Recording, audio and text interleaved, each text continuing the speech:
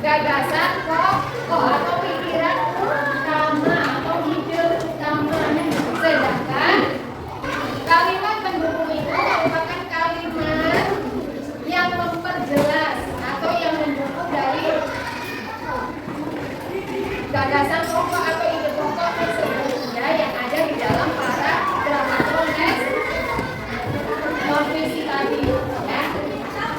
Nah, sekarang tugasnya itu kerja kelompok atau berdiskusi mencari gagasan pokok dan kalimat pendukung dari teks non-visi yang sudah dibagikan.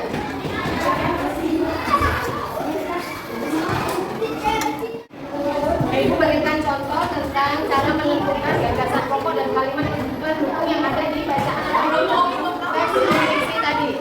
Baca dulu yang paragraf 1. Ada.